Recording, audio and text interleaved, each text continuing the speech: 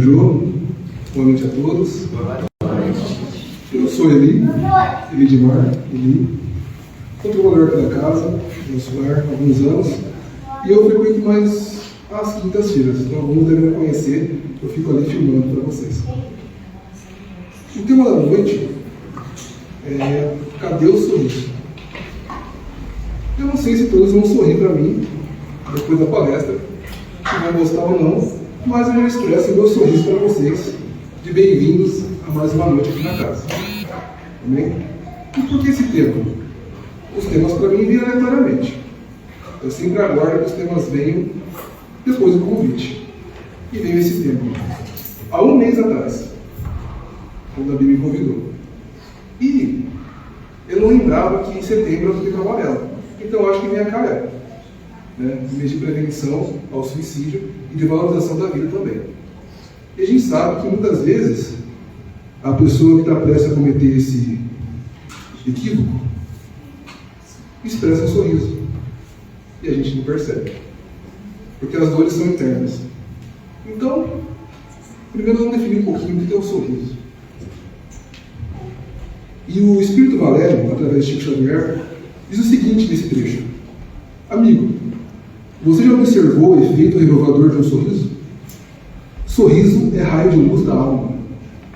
É a luz, ainda mesmo no abismo, é sempre esplendor. Do alto vencedor das trevas, não negue a dádiva do sorriso, seja a quem for. Sorri na dificuldade, sorri na luta, sorri na dor. Sua alma é sol divino. Não desdenhe brilhar. E sempre que a gente fala de sorriso, eu não sei vocês, eu já vou chamar uma coisa expressa também. Eu não sou dentista, não trabalho com odontologia, então não vou vender nenhum plano para vocês, tá? Já se expresso. É outro tipo de questão aqui. Quando a gente fala de sorriso, a gente sempre lembra da felicidade, da alegria. Esse gesto, é isso que ele expressa. E nem sempre vem através dos lábios. Tem gente que sorri com os olhos. Tem gente que sorri com a alma. A pessoa chega no salão, chega no local, e você já sente aquela felicidade expressa, parece que é um sorriso de energia, né? Então, pensando em felicidade, e muitas vezes a falta de sorriso também expressa as nossas dores, a nossa falta de felicidade, de alegria, o que a doutrina espírita nos ajuda nesse sentido? Né? A doutrina espírita, assim como a doutrina cristã, o evangelho, ele nos traz as informações para que nós saibamos lidar com as questões da vida. As religiões são assim, através do quê? Nos religando com Deus. Mas a doutrina tem uma especificidade, que é o raciocínio. Então, sabendo das informações que nós temos, nós podemos compreender com mais assertividade as questões. E o nosso carro-chefe, a nossa base doutrinária, está nas obras básicas. Eu vou usar o livro dos Espíritos e vou já segundo o Espiritismo. Recomendação que todos os leiam. Quem já leu, releia. E é sempre bom lembrar disso. Então, no livro dos Espíritos, questão 920, a seguinte questão: o homem pode gozar na terra de uma completa felicidade? O que vocês acham? Vamos ter a resposta já, né? E a resposta é que não. Já que a vida lhe foi dada como prova ou expiação. Porém, depende dele suavizar seus males e ser tão feliz quanto possível na terra. Então, felicidade completa, a todo instante, todo momento, não é possível. Porque a vida e a configuração que nós temos aqui nesse planeta, atualmente, hoje que vos falo, ainda é de expiações e provas. Talvez, no futuro, não muito distante, a configuração mude e talvez tenha uma felicidade completa, já que o mundo tem a tendência de evoluir também, conforme as pessoas progridem. Um mundo feliz, todo mundo é feliz. Por enquanto ainda não. Não completamente e não a todo instante. Mas cabe a nós suavizarmos as questões. Como a gente faz isso? Com entendimento. Por vezes nós percebemos que pessoas têm o mesmo conflito interno, a mesma aprovação, porém atitudes diferentes, modos diferentes de perceber e de lidar com aquilo. O que vai fazer essa pessoa ver de um modo ou de outro é muito complexo para que eu diga, porque somos únicos, experiências únicas e espíritos muito antigos, com N encarnações, que fazem com que nós sejamos cada um espírito único. Porém, todos nós temos condições de mudar a perspectiva de olhar as situações. Principalmente aquelas situações que nos contrariam. Então, na questão 921, Kardec pergunta: compreendemos que o homem será feliz na Terra quando a humanidade estiver transformada. Ok? Mas enquanto isso, cada um pode assegurar uma felicidade então relativa? Tem como assegurar? Tá, completa, não tem, a configuração não permite, no mínimo. Mas e relativa? Quase sempre o homem é o artesão da sua própria infelicidade. Praticando a lei de Deus, ele se poupa de muitos males e obtém para si mesmo uma felicidade tão grande quanto a sua existência grosseira permitir. Então nós percebemos aqui que tanto a nossa felicidade relativa quanto a nossa infelicidade também relativa, percebam, não é infelicidade completa também, é relativa, ambas são relativas. E quem relativiza isso? Somos nós, a nossa consciência, a nossa perspectiva das coisas. É isso que faz com que nós possamos ser tão mais felizes ou tão mais infelizes diante dos desafios que a vida nos impõe. Então é isso que a doutrina espírita vai nos trazer: informação, conhecimento. E se alguém disser, vem aqui na casa espírita e todos os seus problemas estarão sanados e nunca mais haverá problemas, serão felizes completamente, fujam, pois isso é o erro, é o charlatanismo. Ninguém pode afirmar isso. Se o Espírito dizer isso para vocês, não dê ouvidos, use da razão. É só pensar. Eu nunca consegui ser completamente feliz. Eu tive momentos, dias felizes, mas quando eu estou totalmente feliz, de repente aparece um desafio. Vou falar um pouquinho essa semana, esse mês. Estou feliz, a minha conta de água vinha tranquila, e de repente teve um vazamento em casa. Pronto. Ela multiplicou o valor. Eu posso ficar infeliz ou tentar resolver a questão como nós sabemos as coisas acontecem. Canos estouram, carros quebram, os dias chovem, a gente leva o guarda-chuva, essas coisas acontecem. Pessoas não se vestem no trânsito. É coisa normal. Mundo de expiações e provas é assim. Quando você estiver muito feliz, não é para ficar guardando que vai acontecer uma coisa feliz, grave. Mas alguém vai te desafiar. Vai ver se você está pronto. Se é isso mesmo. Eu sou tão bom. Sou tão equilibrado. Sou tão calmo. É mesmo? Vamos ver se você já passou nesse teste. E a vida faz isso com a gente. Expiações e provas é assim. Para nós termos expiações e passarmos pelas provas. E podemos pensar o seguinte: tá aí, mas eu realmente sou bom. Eu realmente faço tudo certinho. E eu acho injusto as coisas que acontecem comigo. O bom do livro dos Espíritos é que o codificador também já pensou nisso. Questão 924. Existem há males que não dependem da maneira de agir do homem e que atinge até mesmo os mais justos. Há algum meio de se preservar deles? Ou seja, eu faço tudo certo. Mesmo assim, acontecem coisas comigo que eu não concordo que deveriam acontecer. Eu acho injusto comigo. Resposta: o homem deve se resignar e sofrer sem murmurar. se quiser progredir. Todavia, ele sempre possui uma consolação na própria consciência, que lhe dá a esperança de um futuro melhor, se ele fizer o que é preciso para obter. Eu sei que ninguém ficou muito feliz com isso. Os sorrisos começam a murchar. Nossa, então quer dizer que o sofrimento vem, eu tenho que me resignar e sofrer e ainda não reclamar? Ajuda a reclamar, gente. Alguma vez você teve uma dificuldade e começou a reclamar e as coisas se resolveram? Pelo contrário, às vezes até piora. Né? Parece que fica pior o quadro. E aqui diz que teremos uma consolação na própria consciência. Para ter a consolação na própria consciência, você tem entendimento.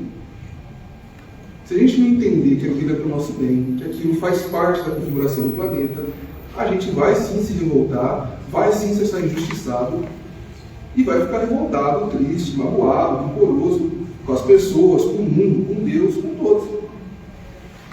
Então a doutrina, ela nos traz essas informações, não enganando ninguém, como diz aqui. O que se pode fazer é se resignar e sofrer sem murmurar. Qual ele que diz isso?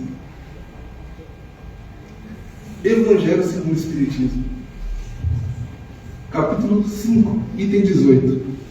Bem e mal sofrer. Eu vou ler para vocês. Quando Cristo disse: bem-aventurados os aflitos, porque deles é o reino dos céus, não se referia aos sofredores em geral, porque todos que estão neste mundo sofrem, quer estejam no trono ou na miséria. Mas há poucos que sofrem bem. Poucos compreendem que somente as provas bem suportadas podem conduzir ao reino de Deus. O desânimo é uma falta. Deus vos nega consolações se não tiverdes coragem. A prece é um sustentáculo da alma, mas não é suficiente por si só. É necessário que se apoie numa fé ardente na bondade de Deus. Nós temos que ter esperança de que o futuro, por mais que as coisas aconteçam com a gente, o sofrimento apareça, a gente se mantendo no caminho do bem, o futuro vai ser melhor, porque as leis divinas dizem que não há salvação fora da caridade, fora do bem. Não há. E os méritos, as conquistas, não vai ser aqui que nós vamos conseguir. E todo mundo sofre. O que muda é o grau de sofrimento, o tipo de sofrimento. Alguns sofrem com as questões materiais, outros as questões emocionais, outros as questões familiares, mentais, até aquelas mais íntimas nossas, que só cabe a nós, que é do ego, de comparação com o outro, de comparação com a vida alheia, que nos faz sofrer também.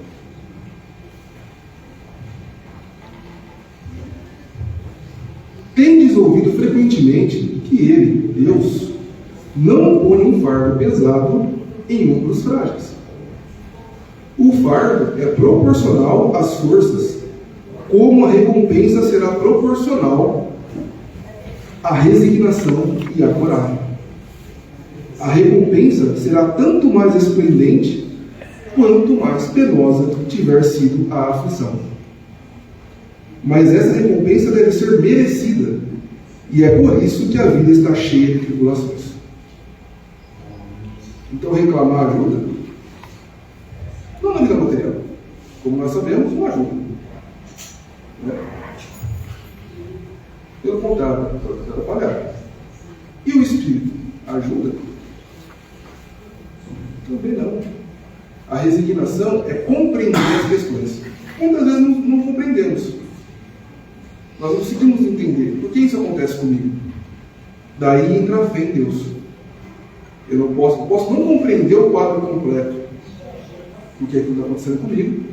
Porém, com fé, eu sei que Deus está sendo justo comigo e isso está acontecendo por algum propósito. E o que cabe a mim nesse sentido? Bem agir me resignar, manter a fé e, se possível, ainda sorrir. Mesmo quando o sorriso se vai. Muitas vezes, e alguém deve ter visto isso, se ninguém viu presencialmente, se ninguém viu com alguém próximo, deve ter visto alguma série, algum filme, e em algum momento vocês viram isso. Alguém em total sofrimento no hospital, numa cama, e quando as pessoas chegam próximo, a pessoa sorri. E ela está sofrendo. Fisicamente, emocionalmente, espiritualmente. Ela não sabe se vai ter um amanhã. Mas, por incrível que pareça, aquela pessoa expressa um sorriso para aqueles que ali chegam. Ela não quer preocupar quem está do lado. Ela expressa um sorriso genuíno. E a gente não consegue entender. Por mais que a dor esteja presente, o sorriso também está. Qual é a intenção dessa pessoa? Ela não pode mudar o quadro dela.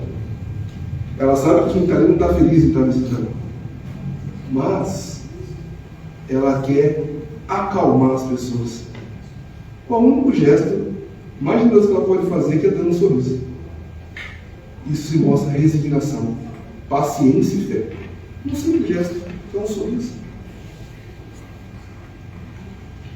E aqui nos traz um exemplo do Evangelho. O militar que não é enviado à frente da batalha não fica satisfeito, porque o repouso no acampamento não lhe proporciona nenhuma promoção. Sede como militar, e não aspires a um repouso que enfraqueceria o vosso corpo e entorpeceria a vossa alma. Ficai satisfeitos quando Deus os envia à luta. Essa luta não é o fogo das batalhas, mas as amarguras da vida, onde muitas vezes necessitamos de mais coragem que o combate sangrento. Pois aquele que enfrenta firmemente o inimigo pode cair sob o impacto do sofrimento moral. Então a luta não é a luta física, de conquista de território, é interna, é individual, e cada um tem o seu grau de experiência nessas lutas. Como assim experiência? Todos tivemos existências anteriores. As múltiplas existências que todos perfazemos enquanto somos espíritos. Encarnados, e também o nosso tempo de aprendizado na atividade, quando estamos desencarnados. E, assim como o militar, aqui é especialista. Muitos de nós nos alistamos para estar aqui encarnados, na luta interna, colocando-nos à prova diante da batalha que é a vida. Uma batalha moral, gente. Não é contra o outro, não é para ver quem ganha mais as coisas, quem é melhor, quem é pior, sem julgamentos. É para saber o quão nós evoluímos, crescemos internamente, mediante as controvérsias da vida. É nossa. Quando nós somos contrariados, quando nós somos injustiçados. Teve um militar, um espírito, que aqui veio. Ele não tinha nada para espiar, não tinha mais nada para provar, mas ele veio em missão, porque tem esses espíritos que vêm em missão, chamado Jesus Cristo, perfeito. Ele foi injustiçado? Ele foi contrariado? Ele teve controvérsia na sua fala, mesmo mostrando amor? Mas ele sabia que a configuração do mundo era essa, e que era necessária a missão dele para ajudar outros.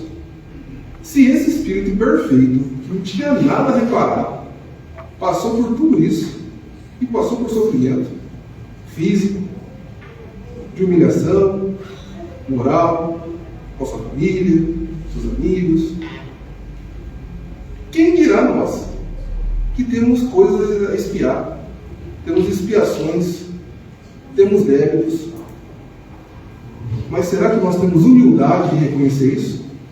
De que as tribulações que nós passamos, as dificuldades, nós merecemos?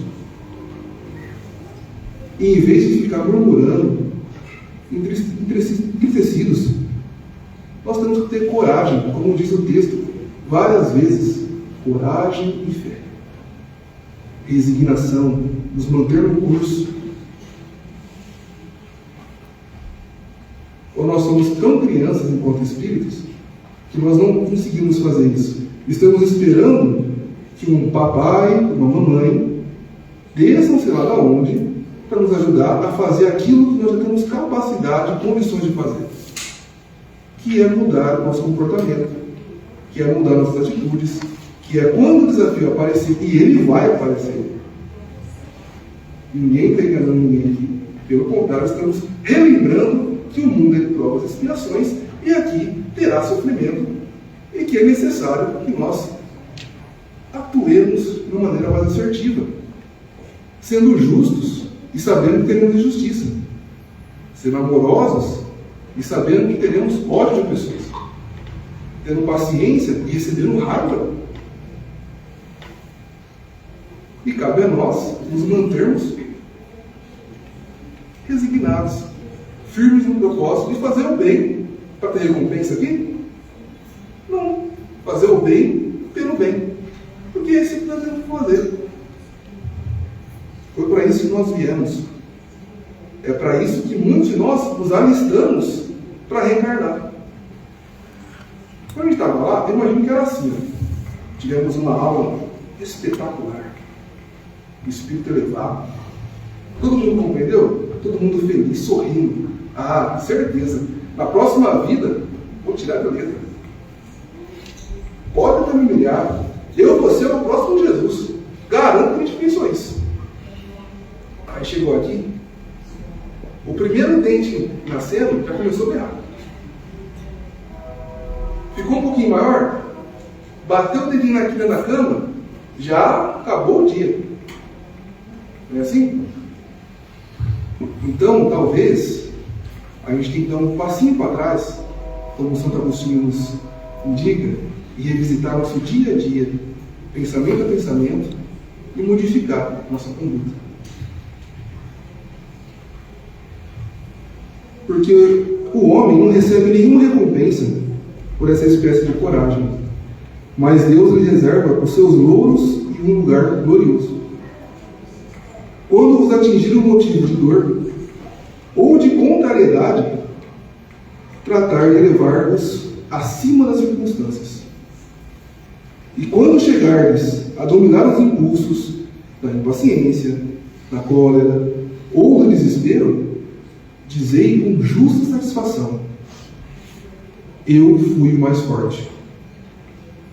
Fui mais forte que ela, que ele, que ela, que ele.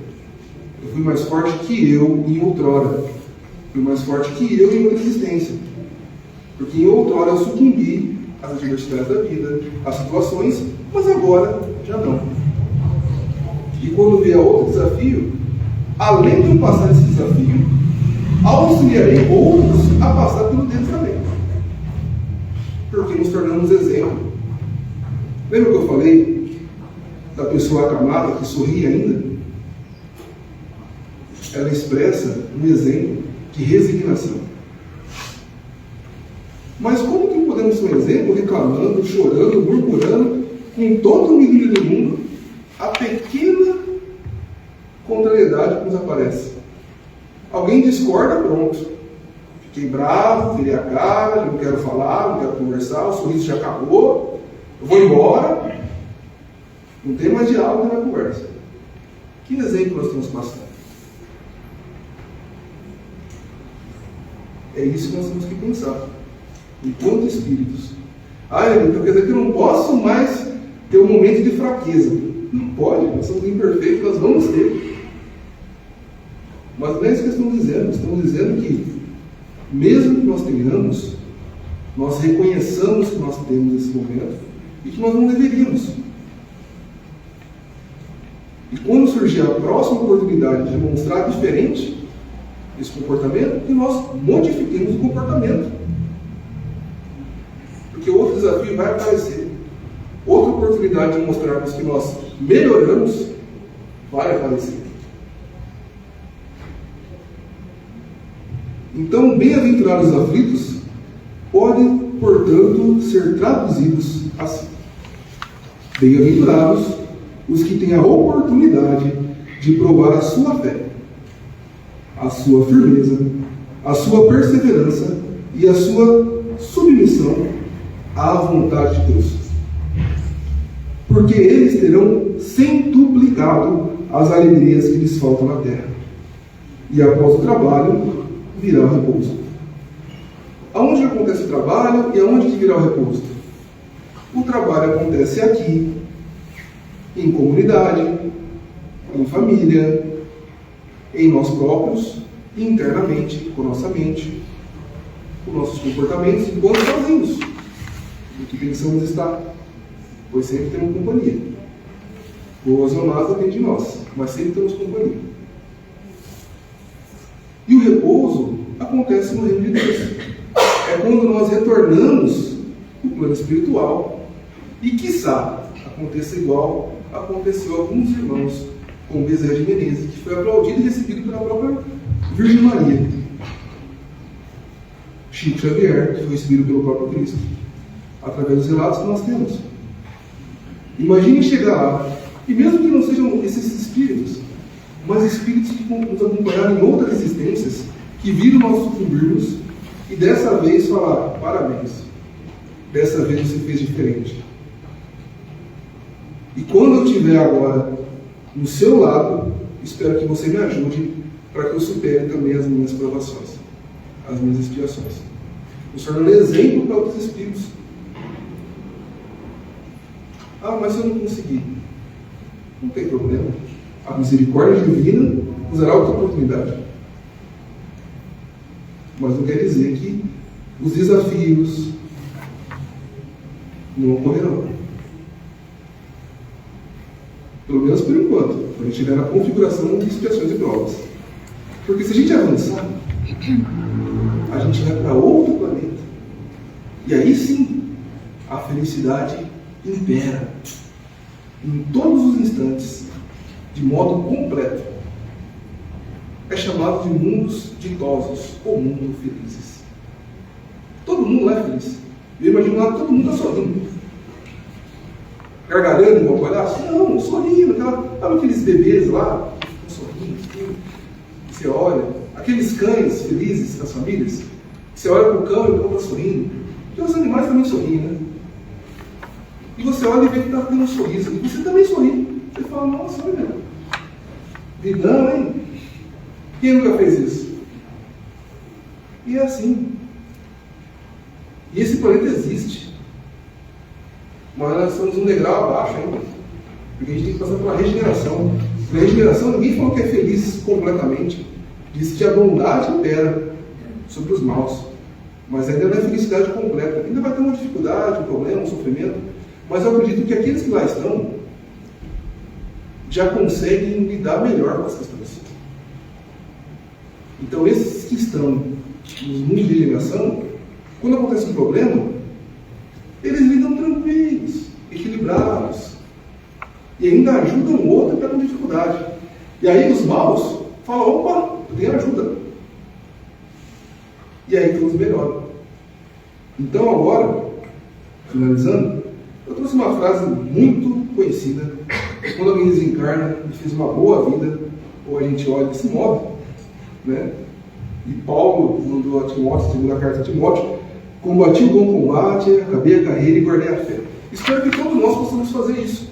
Possamos dizer essas palavras, mas com propriedade mesmo. Mostrando que nós lutamos contra nossos erros mentais, nossas dificuldades. Nós reconhecemos, né? Tem que ter humildade para reconhecer que a gente não está num percurso assertivo. Que nós acabamos a carreira. E a carreira, espero que seja um mundo de expiações e provas, seguindo toda uma geração, né? E eu vejo todos lá no próximo planeta, quando ficar também, e guardei a fé. Ou seja, mantive resignado, confiando em Deus, mantendo um sorriso mediante as dificuldades. Então, esse pequeno trechinho de Meimei da obra Sentinelas da Alma. Sorri trabalhando e aprendendo, auxiliando e amando sempre. Lembra-te que o sorriso é o orvalho da caridade. e que em cada manhã o dia renascente no céu é um sorriso de Deus. Então, que nós possamos continuar sorrindo, porque o mundo não vai mudar pela nossa tristeza, mas pelo nosso sorriso, as nossas boas bondades e a nossa mudança de comportamento ele vai. Porque o mundo não muda automaticamente, ele muda mediante os espíritos que estão nele. E, meus irmãos, quem está nele agora somos nós. Então, mudemos a nós, que o mundo muda. Pela paciência e atenção de vocês, gratidão.